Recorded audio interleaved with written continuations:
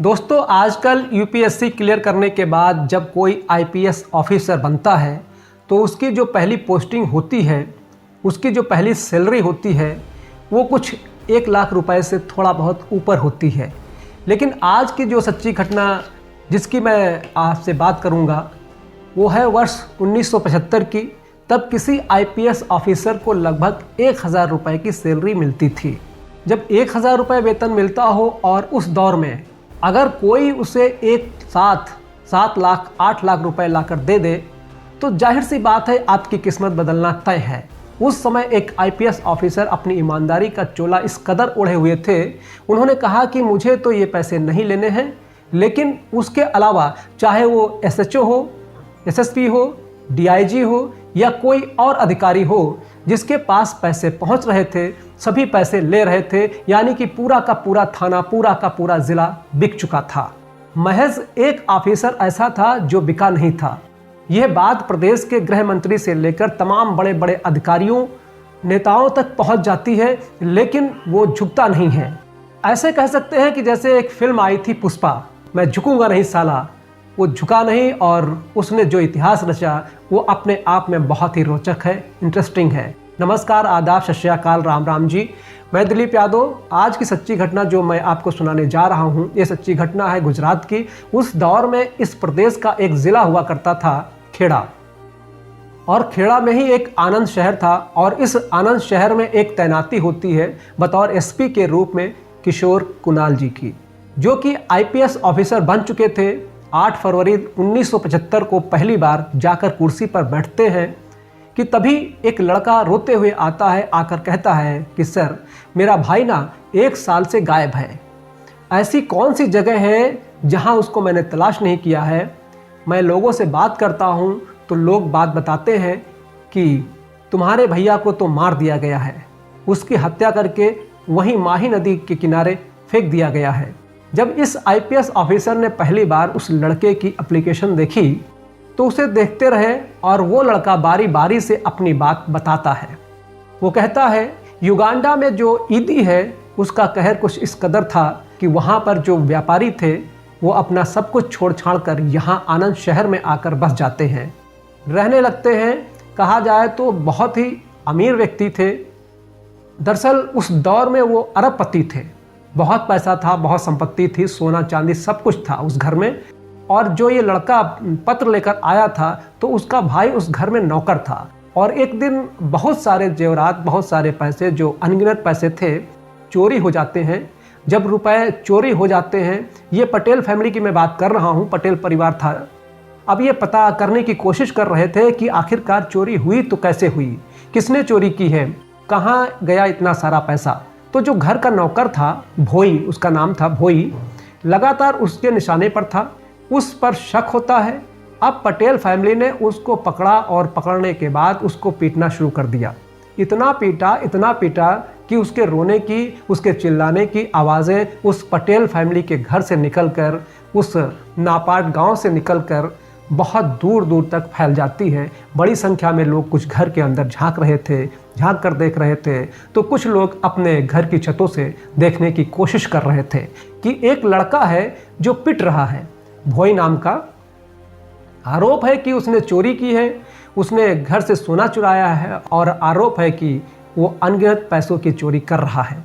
फिर भी वो यही नौकरी कर रहा है। उसको पीट रहे हैं और लगभग 3 दिन तक उसको ऐसे ही टॉर्चर किया गया। उसको इतना टॉर्चर करते हैं कि वो मर जाता है। तो माही नदी के किनारे पर जाकर उसको दबा कर आ जाते हैं। मार पिटाई की बात तो सबको पता थी, लेकिन ये बात धीरे धीरे करके गांव में, गांव से बाहर, फिर और जब ये बात फैलती है तो कहते हैं कि ना, कत्ल कभी किसी के छुपता नहीं है। वो देर सवेर वो अपना असली वाला रूप दिखाई देता है कि मेरा कत्ल हुआ है या हत्या हुई है। कत्ल कभी छुपाया नहीं छुपता है, ऐसा पुलिस ऑफिसर कहते हैं। ये भी चर्चाएं धीरे धीरे करके शहर भर में फैल जाती हैं और उसके बाद फिर अधिकारियों तक पहुंच जाती हैं। और जब ये बात थाने में पहुंचती है तो थाने के जो एसएचओ थे उनकी जेबों को ठूस ठूस के रुपयों से भर दिया गया था। अब पटेल फैमिली को चोरी की टेंशन नहीं थी, अब उनको टेंशन ये थी कि जो कि उनके हाथ से कत्ल हुआ था, मर्डर हुआ था, उसको लेकर वो टेंशन में आ जाते हैं। इसीलिए वो थानेदार की जेब ठूस ठूस कर भर देते हैं। जैसे जेब ठूसी गई थी तो थानेदार का मुंह अपने आप ही बंद हो गया था, कह सकते हैं कि सिल गया था। अब बात पता चलती है डीएसपी साहब को, तो डीएसपी साहब का भी मुंह बंद हो गया। अब बात पता चलती है जिले के एसएसपी साहब को, तो उनका भी मुंह बंद हो चुका था। ऐसा बताया गया कि उनकी भी जेबों में भर दिया गया था। इसीलिए जो उसका भाई था वो लगातार चक्कर काट काट कर परेशान हो जाता है और इस नए अधिकारी के सामने अपना दुखड़ा रो ही रहा था कि नए अधिकारी ने कहा कि तुरंत एफआईआर दर्ज करिए। अब कड़क ऑफिसर किशोर कुणाल पहली ही बार में एफआईआर दर्ज कर देते हैं और पटेल फैमिली के 7-8 लोगों के विरुद्ध एफआईआर हो जाती है। और जब एफआईआर हो जाती है तो थानेदार की सबसे पहले हवा खराब हो जाती है। अब क्या करें, क्योंकि नए ऑफिसर थे, उनसे पंगा कौन लेगा, उनके आदेश की अवहेलना कौन कर सकता है, अवहेलना हो भी नहीं सकती है। एफआईआर दर्ज हो जाती है और उसके बाद फिर यहाँ से सीधा पहुँचते हैं नापाट गांव में, जहाँ पटेल फैमिली रहती है। जाकर दबिश देने की कोशिश कर रहे थे। उससे पहले ही पता चलता है कि जो एसपी साहब का रीडर दरोगा है वो ये सारी बातें उस लड़के की सुन रहा था, क्योंकि रीडर को ही ये आदेश दिया गया था कि एफआईआर कराइए। अब रीडर दरोगा ने जैसे ही आईपीएस ऑफिसर की बात सुनी तो उसने वहाँ से हटते ही तुरंत पटेल फैमिली को मैसेज भिजवा दिया, भाई जल्दी से गांव से भाग जाओ, एफआईआर दर्ज हो चुकी है, यदि पकड़े गए तो बात खराब हो जाएगी। क्योंकि पैसे उसके पास भी पहुंच चुके थे। वो जो एसपी का दरोगा था, अब यहाँ से पुलिस जब दबिश देती है, दबिश देने के बाद पता चलता है कि वो लोग घर से भाग चुके हैं। घर में कोई था ही नहीं, महिलाओं से बात करते तो क्या बात करते। इसीलिए इस अधिकारी ने अपने स्तर से जांच करने की तमाम कोशिश की। अब वो दूसरे दिन तीसरे दिन गांव जाना, वहां देखना, पता करना ये पटेल फैमिली आखिर गई है तो कहाँ गई है, कहाँ गए हैं भाग करके, कहाँ जा सकते हैं, उनके बारे में पता करने की कोशिश कर रहे थे। आजकल जैसा दौर नहीं था कि मोबाइल से कनेक्टिविटी जुड़ जाती है, पहले मोबाइल थे ही नहीं, इसीलिए उनका पता निकालना इतना आसान नहीं था। लेकिन जब ये अधिकारी जब गांव में जाते थे तो वहां जाने के बाद लोगों से पूछते थे और जो लड़के ने बयान दिया, जो लड़के ने एफआईआर के लिए कॉपी दी थी, वही बातें लोगों के माध्यम से पता चलती हैं। लेकिन कोई भी इस पटेल परिवार के खिलाफ मुंह खोलने को तैयार नहीं था। सब डरे हुए थे इतने बड़े आदमी से। अब कुछ दिन बीतते हैं, नाडियाड के डीएसपी हैं देसाई साहब। बात चाहे किसी आम पब्लिक की हो या फिर बात पुलिस की हो, देसाई साहब के पास हर मर्ज की दवा थी। तो ये सीधे फ़ोन करते थे एसपी साहब को, किशोर कुणाल जी को, बात करने की कोशिश करते थे, लेकिन फ़ोन पर बात नहीं हो पाती थी, मिलते ही नहीं थे। कई बार गए भी उनके ऑफिस में, लेकिन ऑफिस में भी नहीं मिलते थे। पता चलता था कि वो अक्सर जांच में रहते थे। अब एक दिन देसाई साहब जब यहाँ पहुँच जाते हैं तो उन्हें एसपी साहब इत्तेफाक से मिल जाते हैं, नए नए युवा आईपीएस ऑफिसर किशोर कुणाल जी। वो कहते हैं, सर आपने बहुत छका दिया, कितनी बार चक्कर काटे मैंने, आप मिलते ही नहीं हैं। जब भी पता करो तो पता चलता है कि आप जांच में गए हैं, ऑफिस में बैठते ही नहीं हैं, क्या चक्कर है। कहते हैं नई नई जॉब लगी है, इसीलिए मैं घूमता रहता हूँ, मुझे अच्छा लगता है। ठीक है, अच्छा लगता है, बढ़िया है, किसी भी घटना स्थल पर तब जाया करो जब क्या है कि पूरा मामला ठंडा हो चुका हो, कहीं ऐसा ना हो वहाँ गोलियाँ चल रही हों और आप वहाँ पहुँच जाएं तो पता चले कि एक आध गोली तुम्हें भी लग जाए। कुछ इसी तरीके से लफ्ज़बाजी कर रहे थे। आईपीएस ऑफिसर बोले, बात क्या है, बात बताओ। बोले, बात कुछ नहीं है, जो नापाड़ का मामला है ना, पटेल परिवार के खिलाफ जो मुकदमा दर्ज कर दिया है आपने, उसी मामले में आया था, सोचा कि आपसे बात कर लूं। वो बेचारे बहुत ज़्यादा परेशान हैं, अगर आपको कोई एतराज़ ना हो तो मैंने उनसे बात कर लिया है। प्रति सदस्य के हिसाब से वो 7-8 लोग हैं और आपको देने को पैसे तैयार हैं, लेकिन मैंने साफ साफ बोल दिया है कि भाई वो 50-50 हज़ार में नहीं मानेंगे, ईमानदार ऑफिसर हैं, नया अधिकारी है, तो इसीलिए 50 नहीं लगभग 1-1 लाख रुपए दो। जब मैंने ये बात बोली तो वो बोले, ठीक है, अगर आप कह रहे हैं तो हम 1-1 लाख रुपए भी दे देंगे, लेकिन भैया मेरी शर्त ये भी थी कि मुझे भी 1 लाख रुपए ऊपर से चाहिए तुम्हारा सेटलमेंट कराने के लिए। तो भाई हम भी अपने 1 लाख रुपए लेकर आए हैं, झोला ये रहा, अपने पैसे संभालो। एफआईआर दर्ज हो गई तो गुस्सो हो गई, कोई बात नहीं है, इस मामले में अब कोई कार्रवाई ना करो, यानी कि अपनी जांच को ऐसे ही ठंडे बस्ते में डाल दो, बाकी हम अपने स्तर से देख लेंगे। ऐसे ही ज्ञान की बातें कर रहे थे। किशोर कुणाल जी बोले, भाई मैं ये सब नहीं कर सकता जो आप कहने की कोशिश कर रहे हैं। मैंने जो एफआईआर की है मैं उसमें जांच करूंगा, जांच में जो भी सत्य होगा उसको सामने लाऊंगा, दोषियों के खिलाफ कार्रवाई की जाएगी। तो देसाई साहब बोले, ऐसा ना करो भाई, आपको 1000 रुपये वेतन मिलता है। जरा सोचिए, जरा सोच के देखो कि 1000 रुपये प्रतिमाह के हिसाब से आप वेतन उठाते हैं। यदि आपको 7-8 लाख रुपए एक साथ मिल जाएं तो वो कितने सालों का आपका वेतन हो सकता है। बस यही बात सोच के उन्हें लगा कि शायद ये बात बताकर आईपीएस ऑफिसर को अपने पक्ष में कर लेंगे, लेकिन वो अपने पक्ष में नहीं आए। उन्होंने साफ साफ बोल दिया कि भाई मुझे माफ़ करना, आप अपना काम करो, मुझे अपना काम करने दो। तब वो जाते जाते बोले कि भाई तुम नए नए अधिकारी हो इसीलिए ज़्यादा जोश है, लेकिन किसी वजह से अगर तुम्हारा मन बदले तो मुझे सूचना भिजवा देना, मैं ये पैसे लेके आपके पास दोबारा आ जाऊँगा। आपके लिए ये ऑफ़र हमेशा खुला हुआ है। यदि बात पैसे ज़्यादा की है तो मैं और बात कर लूँगा और संख्या बढ़ सकती है। उन्होंने मुस्कुराते हुए कहा कि ठीक है। एक तरफ युवा ऑफिसर जब जांच कर रहे थे तो एक एक पॉइंट को, एक एक सबूत को जुटाने की कोशिश कर रहे थे। उधर पटेल फैमिली अपने बचाव के लिए हर तरह से हर संभव कोशिश में जुटी थी ताकि उनकी जान बच जाए। इसीलिए वो नीचे से लेकर उच्च अधिकारियों तक, जहाँ जहाँ तक वो जा सकते थे वहाँ वहाँ तक पटेल फैमिली वाले जा रहे थे। एक दिन एक कार्यक्रम चल रहा था। कार्यक्रम के दौरान एक सीट के बराबर में एक सीट थी खेड़ा के एसएसपी की, और खेड़ा के जो एसएसपी थे आनंद जिला उसी के अंडर में आता था। वहाँ के एसएसपी होते हैं तो एसएसपी साहब बैठे हैं, युवा आईपीएस ऑफिसर से कहते हैं कि भाई नापार्ड में क्या चल रहा है, लाश मिली नहीं और तुमने मुकदमा दर्ज कर दिया, ऐसे कैसे हो सकता है। वो कहते हैं कि सर सबके सब लोग भागे हुए हैं, फरार हैं। जिस दिन मुझे पटेल फैमिली का एक भी सदस्य मिल गया तो मिलने के बाद वो तोते की तरह मुझसे सब बात बताएंगे, और जिस दिन मुझे ये पता चल जाएगा कि उन्होंने लाश कहाँ दबाई है तो देखना सबसे पहले मैं आपको फ़ोन करके बताऊंगा कि लाश यहाँ पर दबाई गई है। इसीलिए आप बिल्कुल निश्चिंत रहिए, बेफिक्र रहिए। जब युवा आईपीएस ऑफिसर ने ये बात बोली तो एसएसपी साहब का दम बिल्कुल सूख जाता है। दम इसलिए सूख जाता है, दरअसल बताया जाता है कि वो दरोगा के पद से भर्ती हुए थे और प्रमोशन पाते पाते वो एसएसपी तक की कुर्सी पर जाकर बैठ जाते हैं।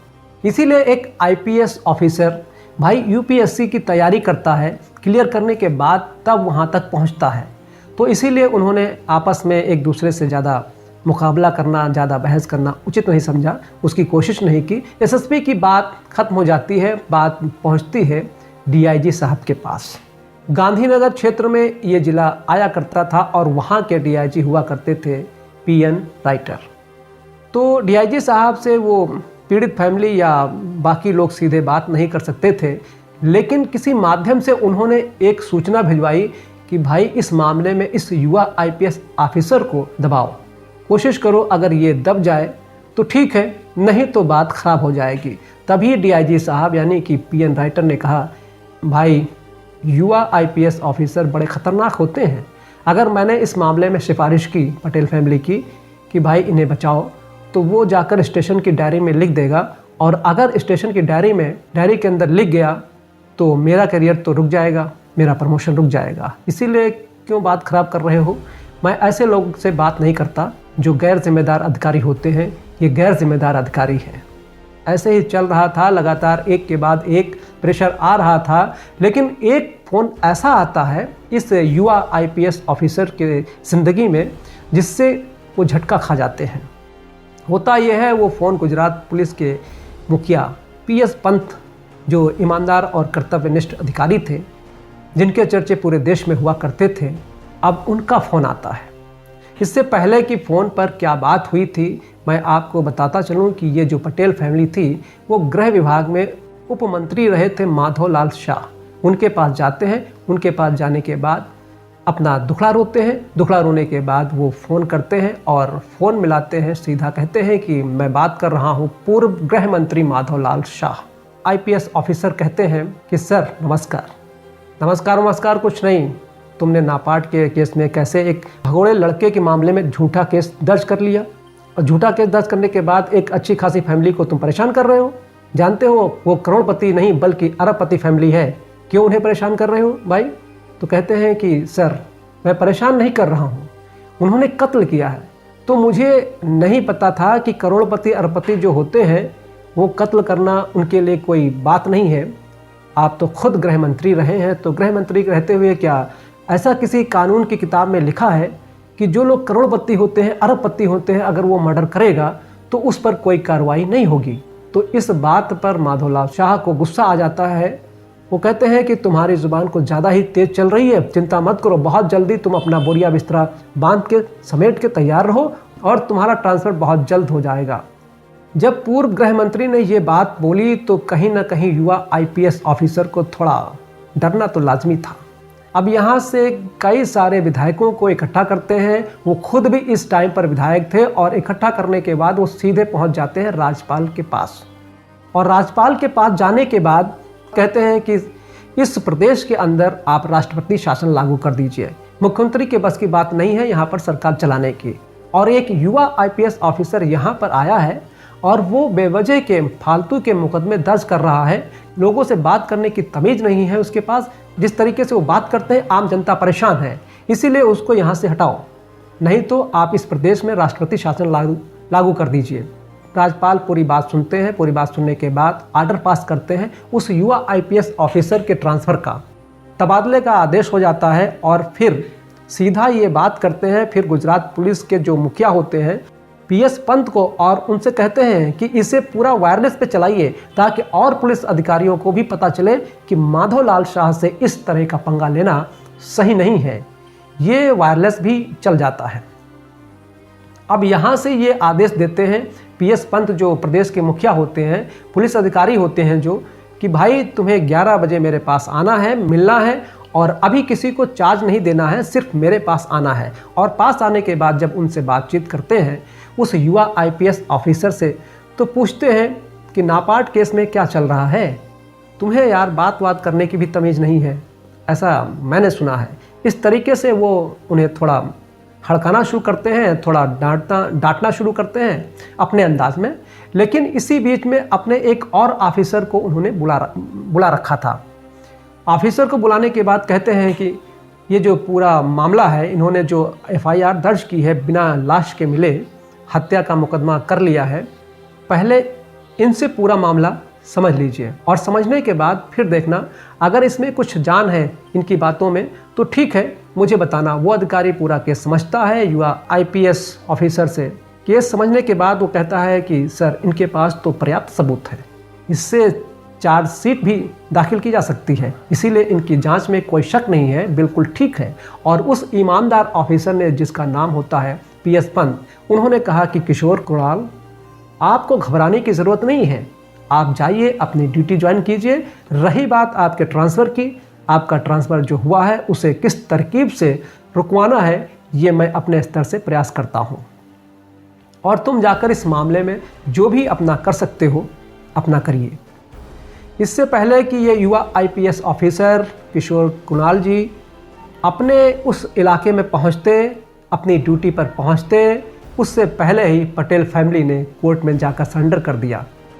उन्हें पता था कि अगर हम सरेंडर नहीं करेंगे तो वो अधिकारी मार मार कर उनका भोपू बना देगा, इसीलिए उन्होंने जेल जाना सही समझा और लगभग 10-11 महीने के आसपास वो जेल में रहे।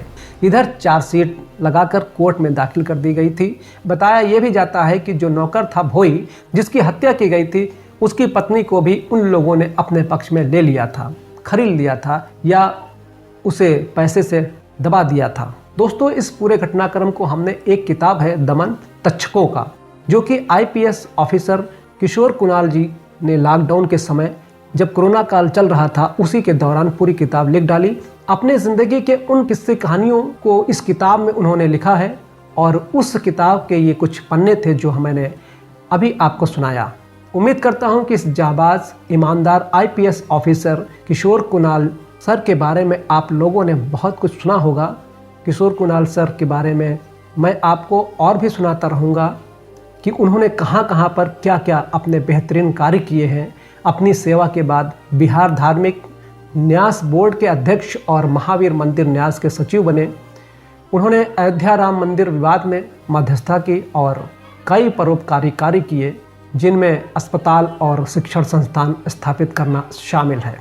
19 दिसंबर 2024 को ये चमकता हुआ सूरज हमेशा हमेशा के लिए अस्त हो गया।